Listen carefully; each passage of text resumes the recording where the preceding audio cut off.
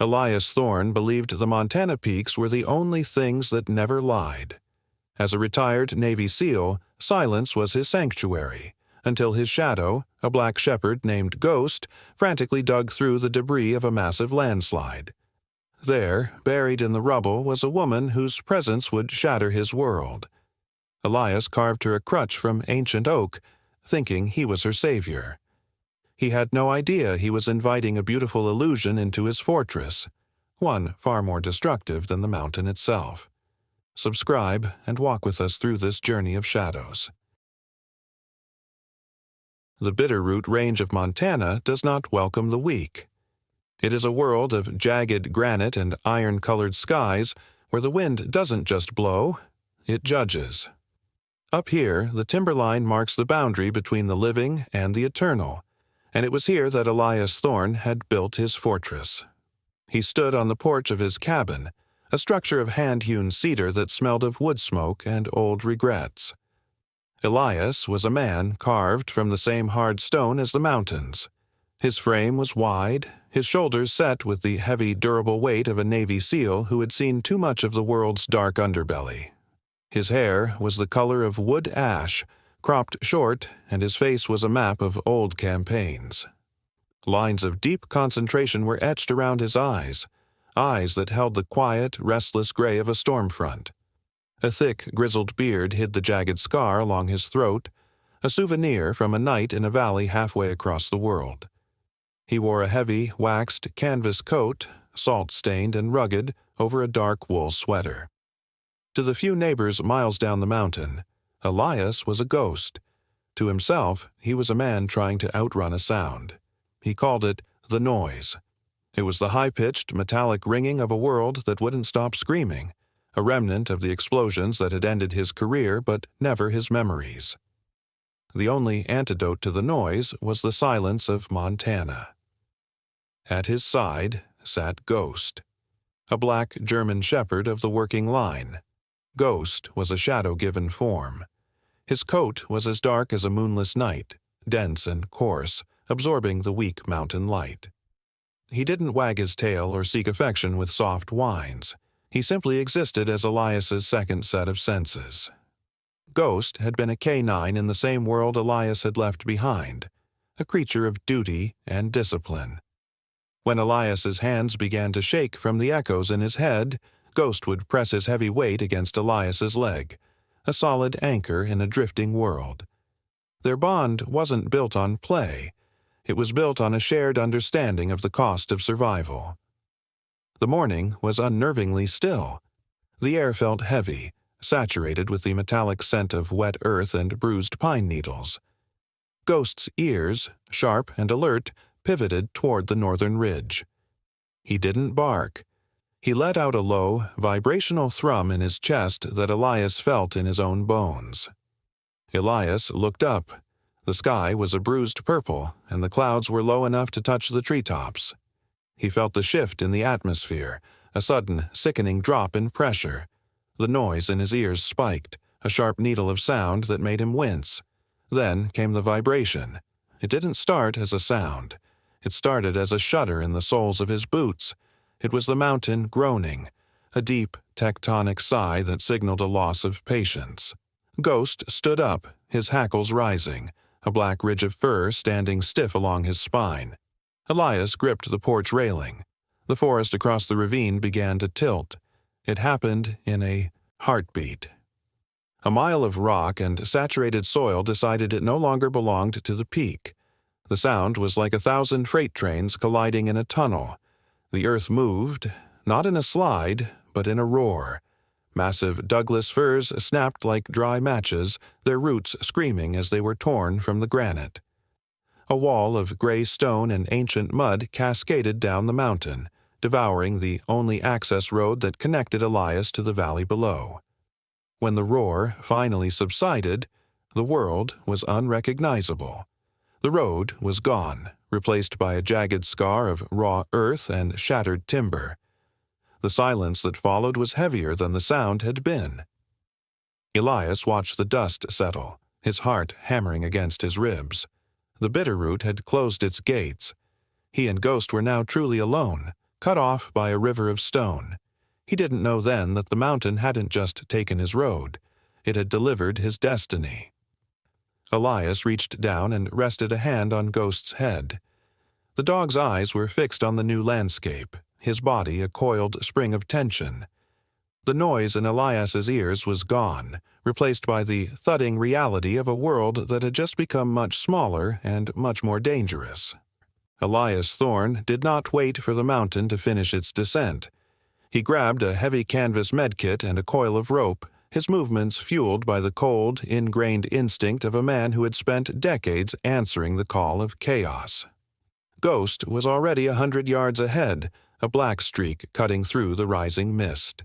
The dog stopped at the edge of the new ravine, his muzzle pointed toward a mangled heap of silver metal wedged between two ancient fallen pines.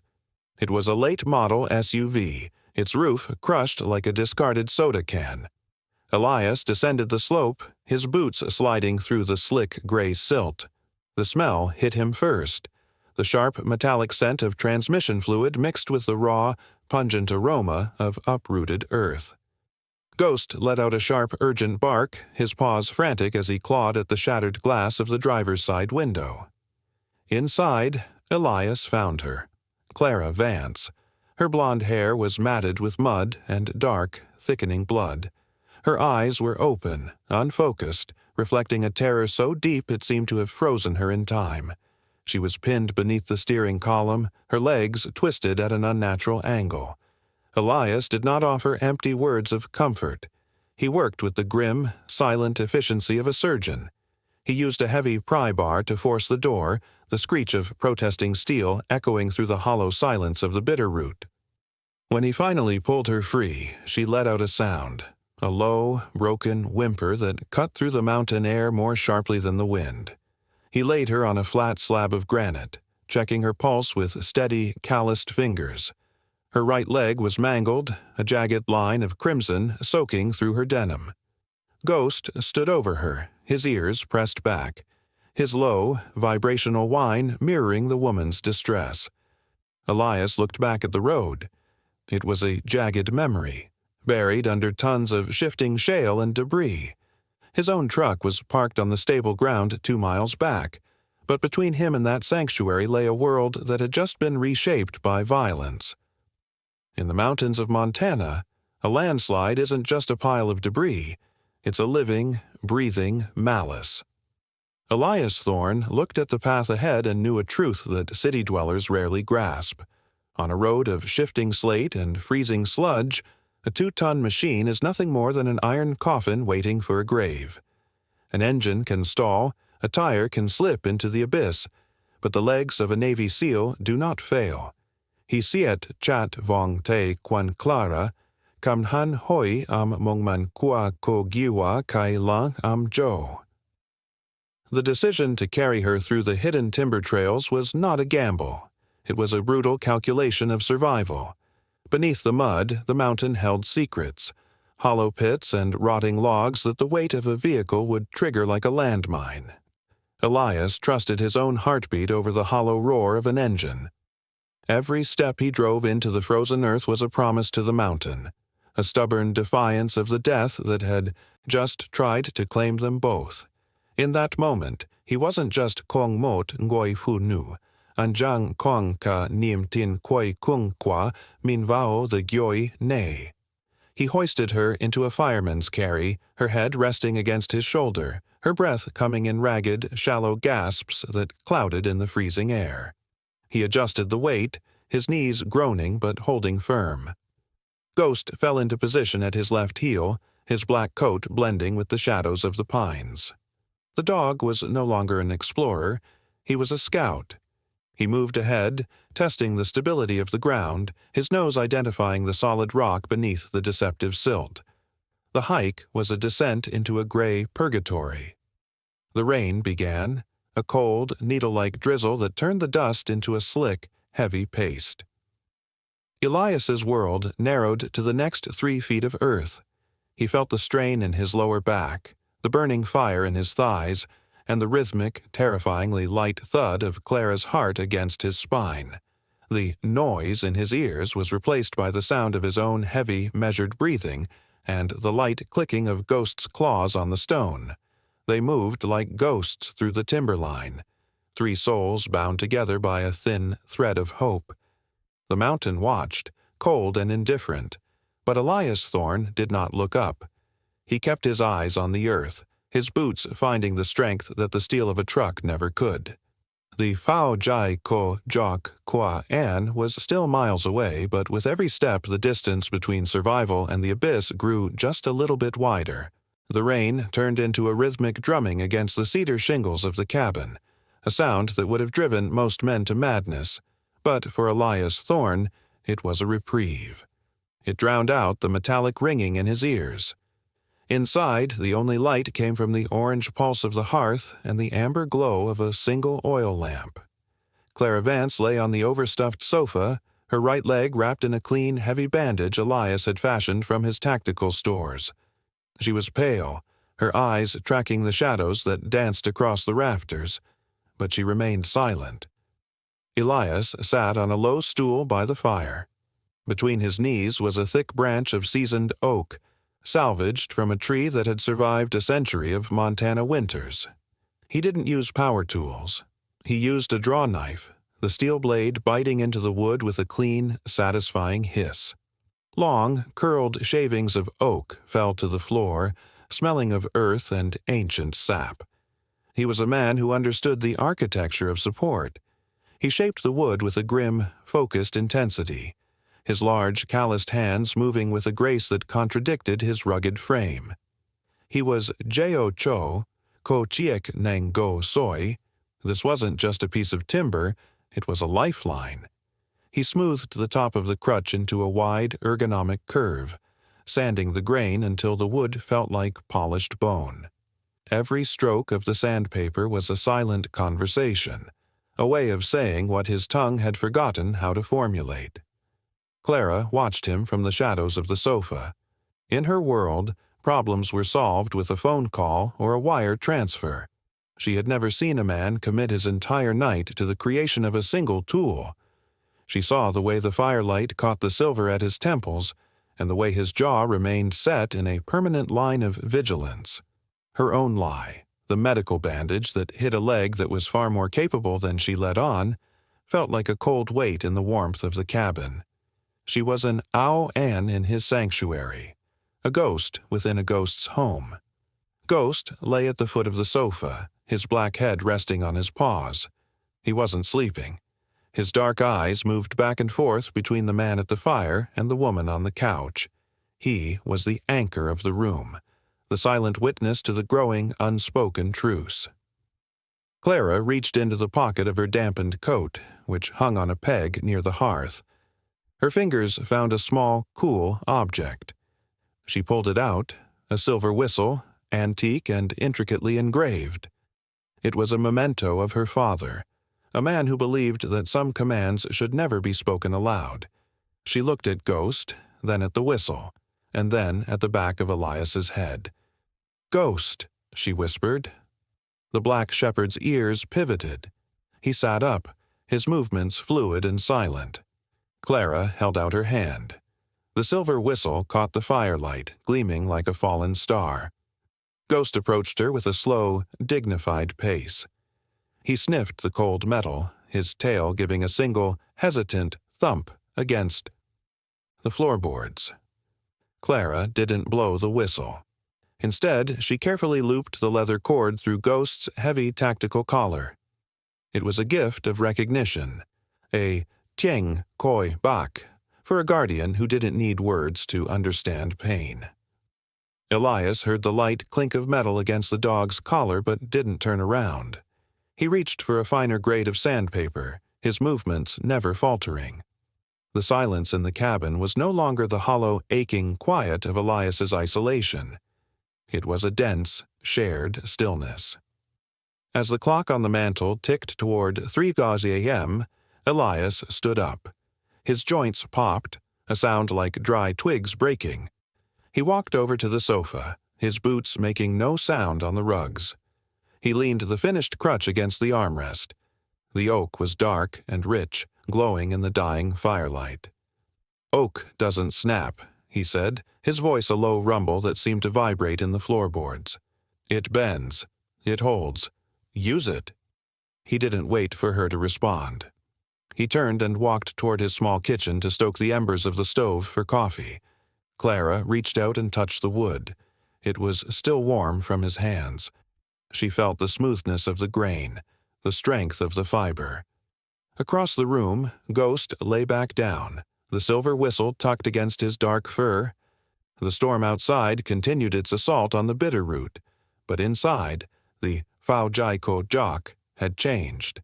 The air was thick with the scent of shaved oak and wood smoke, and for the first time in years, the noise in Elias's head was almost entirely gone. They were two broken souls, anchored by a dog and a piece of wood, waiting for a dawn that was still hours away. The moon over the Bitterroot range was a cold, silver eye, casting long skeletal shadows across the frozen clearing.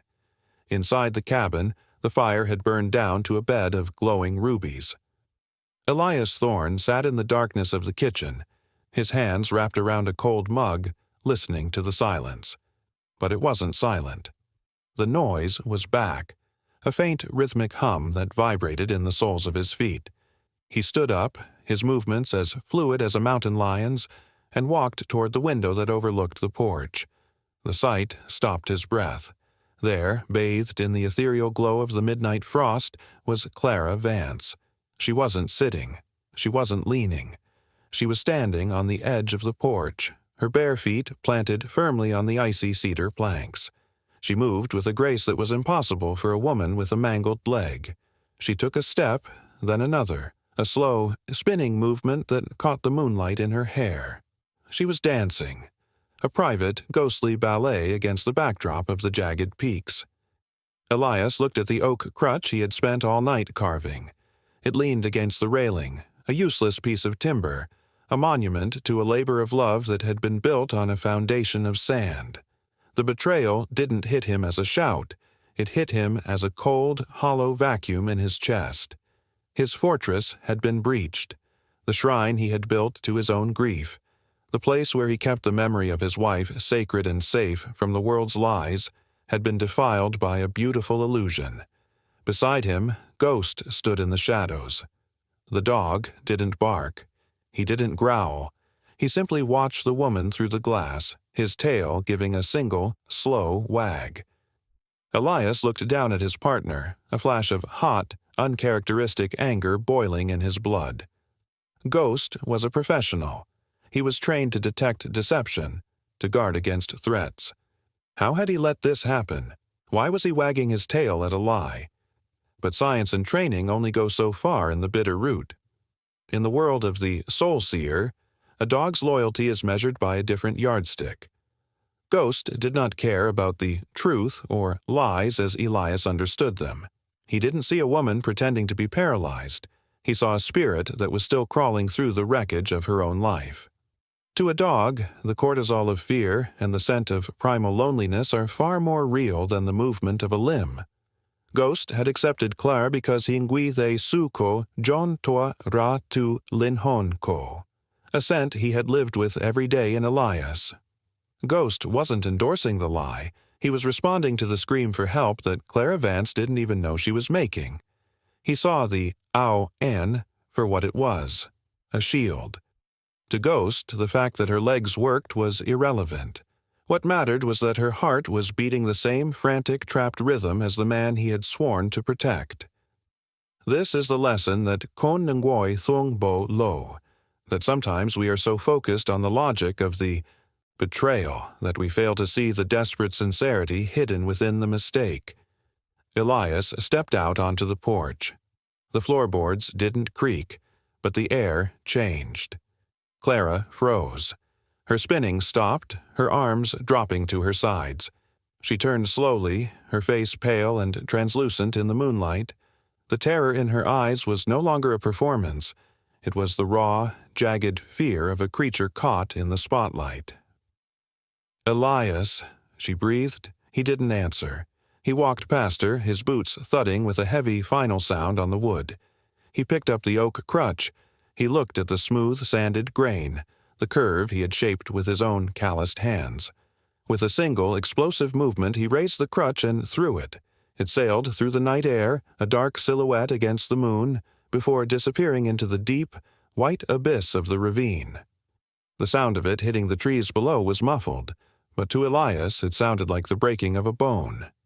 "Get inside," he said. His voice was no longer a rumble. It was a blade of ice. He didn't look at her as she stumbled, truly stumbled this time, back into the cabin. He didn't look at Ghost, who stayed by the door, his dark eyes filled with a quiet, canine sorrow. Elias stood on the porch, his hands braced on the railing, staring at the mountains. He had thought the Bitterroot was the only thing that didn't lie. He had been wrong. The mountain had delivered her to him, and in doing so, it had shown him that even in the deepest silence, the world could still find a way to scream. The noise in his ears was louder than it had been in years. It was the sound of a Phao Jai Kojak cracking open, and for the first time since he had come to Montana, Elias Thorne felt the cold not just in the air, but in his very soul. He was a man who had walked away from humanity, only to find that humanity had followed him into the snow, carrying a lie that felt more like a death sentence than the Bao Tuyet ever could. The morning arrived with a sky the color of a bruised plum, heavy and suffocating. The silence in the cabin was no longer a sanctuary. It was a cage. Elias sat at the small wooden table, his hand steady as he cleaned his service pistol, the rhythmic click-slide of the metal the only sound in the room. He didn't look at Clara. She sat on the sofa, her gaze fixed on the empty space where the oak crutch had leaned only hours before. The bandage on her leg was a mocking reminder of a care he no longer felt.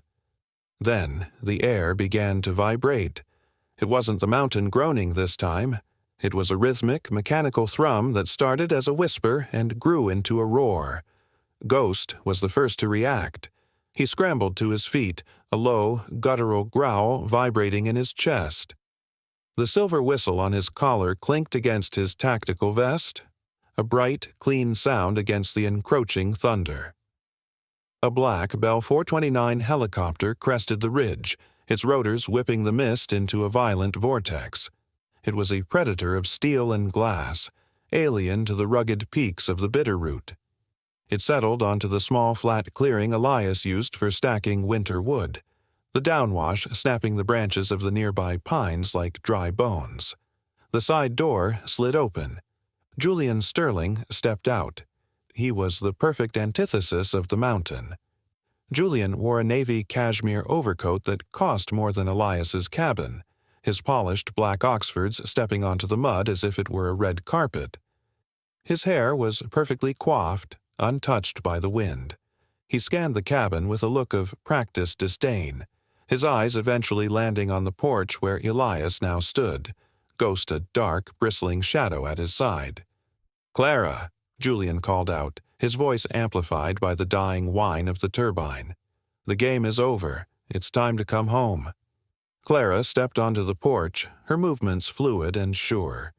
She no longer limped. She no longer looked like a victim of the mountain. She looked like the heiress she was. Clara Vance, the woman whose family name was synonymous with steel and skyscrapers. Julian didn't look at Clara with relief. He looked at her with the annoyance one feels for a misplaced piece of jewelry. He turned his gaze to Elias, a thin, patronizing smile touching his lips. He reached into his coat and pulled out a thick envelope, the heavy cream paper embossed with a corporate seal. "Mr. Thorne, I presume," Julian said, stepping toward the porch. "I'm Julian Sterling, Chief Counsel for Vance Holdings. I believe you've been ignoring our correspondence regarding the Bitterroot development project." He tossed the envelope onto the porch. It landed with a soft, heavy thud at Elias's feet. "That is a formal eviction notice and a court-ordered seizure of the property," Julian continued, his tone as sterile as a boardroom. "You've been a significant nuisance, Thorne, a vat can in the way of progress. But as you can see, the owner of the company has come to personally oversee the transition. He gestured toward Clara. The noise in Elias's ears returned, a high, piercing whine. He didn't look at the papers. He looked at Clara. The realization hit him with the force of an avalanche. She wasn't just a passenger in the SUV. She was the architect of the very threat that had been haunting his borders. The woman he had carried through the mud was the one holding the pen that would sign away Kate's legacy. Julian took another step, his confidence absolute. He reached out to grab Clara's arm. "Come on, Clara. We have the board meeting on Friday. You've had your little frontier adventure. Let's go." He never touched her. Ghost moved. He didn't bark. He didn't lung. He simply stepped between Julian and the porch steps, his body a coiled spring of black muscle. His upper lip curled back just enough to reveal the white flash of his canines, and a sound erupted from his throat. A deep, resonant warning that made Julian physically recoil. "Call off your animal, Thorne," Julian snapped, his polished facade cracking to reveal the coward beneath. Elias stood motionless. He didn't give a command. He watched Julian, then he watched Clara. The world narrowed to that single point of choice. Clara looked at Julian, the man who saw her as an accessory, a GPS coordinate to be tracked and retrieved. Then she looked at Elias, the man who had carved a piece of his own soul into a Nango soy just so she could stand. Finally, she looked at Ghost. The dog was guarding her. Even after the lie, even after the betrayal, the animal was willing to bleed for her. She felt the silver whistle on Ghost's collar, a weight she had placed there. "I'm not going, Julian," Clara said. Her voice was clear, ringing out against the backdrop of the mountains like a bell. "Don't be ridiculous," Julian sneered. "You're the face of the company. You belong in the city, not in this hovel with a broken soldier and a mutt." "This hovel," Clara said, stepping down the stairs to stand beside Ghost, her hand resting on his dark ruff, "is the only place I've ever been seen. Truly seen. Not as a portfolio, not as a legacy, just as a person." Julian's face turned ugly. "Then you stay. But know this, when the dozers roll in next month, they won't stop for you. You've made your choice, Clara. You've chosen the dirt over the crown." He turned on his heel and marched back to the helicopter. The turbine roared to life, the blades becoming a blur of gray. The machine lifted off, tilting away from the ridge and disappearing into the low-hanging clouds, leaving behind only the smell of kerosene and a deafening silence. Elias Thorne didn't move. He didn't offer a hand. He stood on the porch, a silhouette of ice watching the woman who had just chosen his side, yet whose very presence was a reminder of everything he was about to lose. The Con Sam Set Tu Bo Troy was over, but the true storm was only just beginning. The helicopter's roar faded into a distant echo, leaving the Bitterroot to reclaim its heavy stillness. Clara Vance was gone. She had walked down the trail Elias had cleared, her back straight, her footsteps no longer echoing a lie. Elias Thorne stood on the porch, his hands braced on the cedar railing, watching the gray mist swallow the last traces of her silhouette. He didn't say goodbye. In his world, goodbyes were just another sound that carried the weight of a ghost. He walked back into the cabin. The air felt different, thinner, colder. On the wooden table sat the heavy, cream-colored envelope Julian Sterling had tossed aside. Elias picked it up. His calloused fingers felt the expensive texture of the paper, a sharp contrast to the rough-hewn grain of his life. He didn't use a letter opener. He tore it open with the same blunt force he used to split winter wood. Inside was a single sheet from the Montana Regional Bank. Mortgage account satisfied. Zero balance. Money, in Clara's world, was a power that could bend reality. But in this cabin, it felt like a foreign language, one that carried the faint, acidic scent of an insult. Elias looked at the words, "paid in full," and felt a hot surge of shame crawl up his throat. He had spent 4 years protecting this land with his sweat and his hunger, treating every debt payment as a scar of honor he had to earn for a life that was no longer there.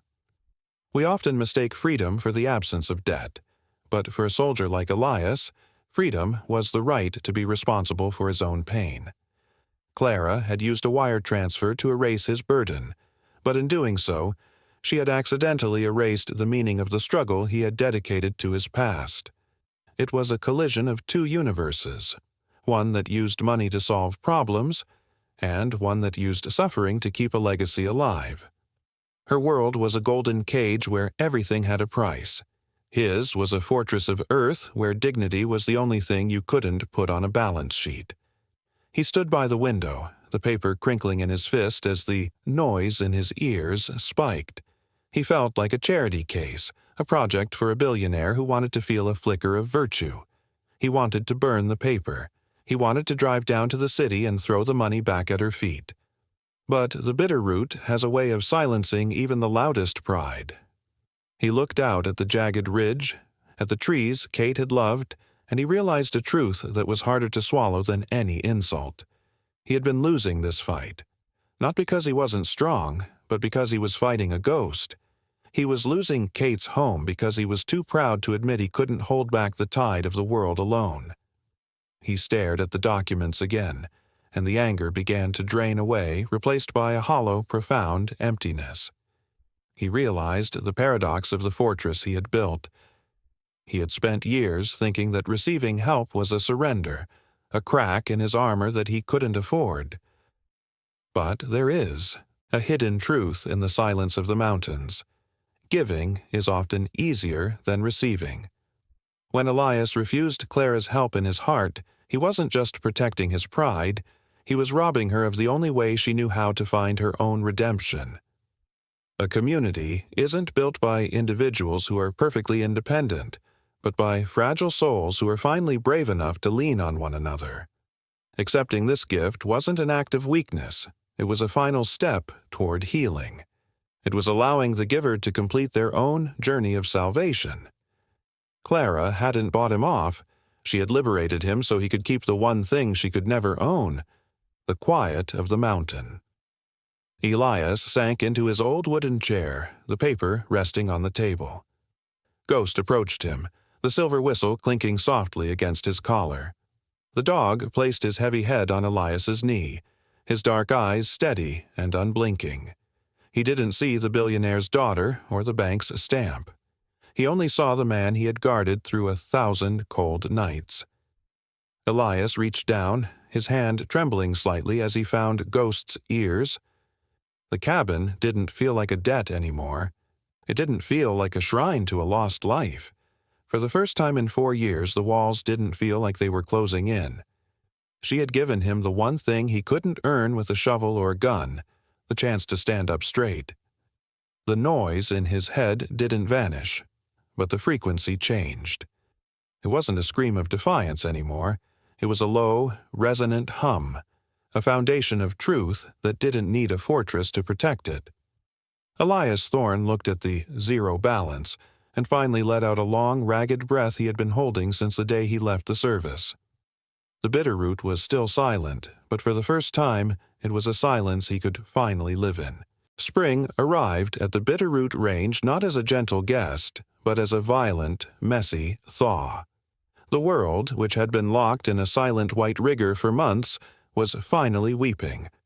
The sound of dripping water was constant, a pervasive, liquid ticking from the eaves of the cabin, the heavy branches of the pines, and the sharp edges of the granite boulders. The snow was receding, pulling back like a dirty blanket to reveal a land that was scarred, brown, and muddy, but unmistakably alive. Elias Thorne was alive, too, though he still moved with the cautious precision of a man expecting an ambush. He was outside, repairing a section of the perimeter fence that had been crushed by the weight of the winter's landslides. The physical labor was a balm. The rhythmic thud of the post driver was a way to pound his own unquiet thoughts into the damp earth. Ghost was with him. The black shepherd was no longer the stoic, grieving shadow of the winter. The silver whistle still hung from his collar, but his ears were forward, his eyes bright with the restless energy of the season. He was lying in a patch of muddy, thawing grass, his head on his paws, watching a blue jay flicker through the trees. Then Ghost's head snapped up. Elias didn't hear it at first. He only saw the change in the dog. Ghost's body went rigid, his ears becoming radar dishes locked onto the access road a mile below. A low, vibrational hum started in his chest. Elias gripped his hammer, his heart tightening. He wasn't angry anymore, not like he had been when Julian's helicopter had defiled his clearing. He was just weary. A full minute passed before the sound reached Elias, the struggling, rhythmic grind of an older engine, a vehicle that was fighting the muck of the spring roads rather than soaring over them. A pockmarked blue pickup truck emerged from the tree line, its muffler complaining as it pulled into the yard. It stopped 20 yards away, the engine sputtering into a quiet hiss. The door creaked open. A heavy work boot, caked in Montana mud, planted itself on the gravel. It was Clara. But the "ow-on" was gone. She wasn't the pale, terrified victim from the wreck, nor was she the sharp, defiant heiress who had faced down the corporate world on his porch. This woman wore faded denim, a thick wool sweater, and a canvas work jacket stained with soil. Her blonde hair was pulled back in a practical, messy ponytail, and her face was clean, her cheeks flushed red by the sharp mountain wind. She looked tired, she looked nervous, and for the first time, she looked entirely real. She stood by the truck, her hands shoved deep into her pockets as if to prove she was offering no gifts and carrying no weapons. Elias walked toward her, the hammer still in his hand, a weight for his own balance. Ghost stayed at his heel, a silent black shadow. "I can't take the money, Clara," Elias said, his voice rough as gravel. "I told you, I'm a SEAL. We don't take handouts." Clara looked at him, and she didn't flinch. She didn't look ashamed. She simply nodded. "I know," she said, her voice quiet but firm. "It wasn't for you, Elias. I didn't give you anything. I took something away from the bank. They were going to pave over Kate's legacy because they didn't understand the value of the quiet. I just stopped them. You don't owe me a thing. You never did." Elias's grip on the hammer slackened. He looked at her, then at the mountains.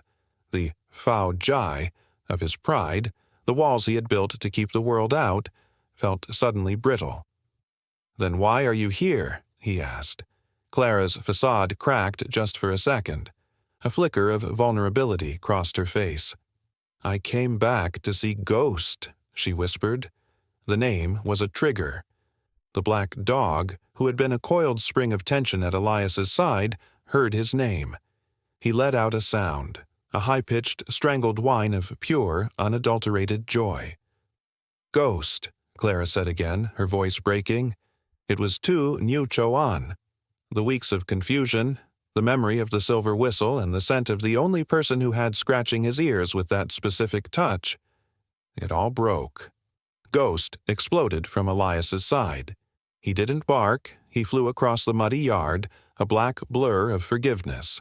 Clara dropped to her knees in the mud, her arms open. Ghost collided with her chest, his paws on her shoulders, his face burying itself in her neck. He whined, he cried, and he licked the tears that had suddenly sprung to her eyes. He was the Vi Quan Toa Kong Loi, and his verdict was absolute. Dogs do not have a concept of the complex lies humans tell themselves. To Ghost, the world was divided into the cold and the warm.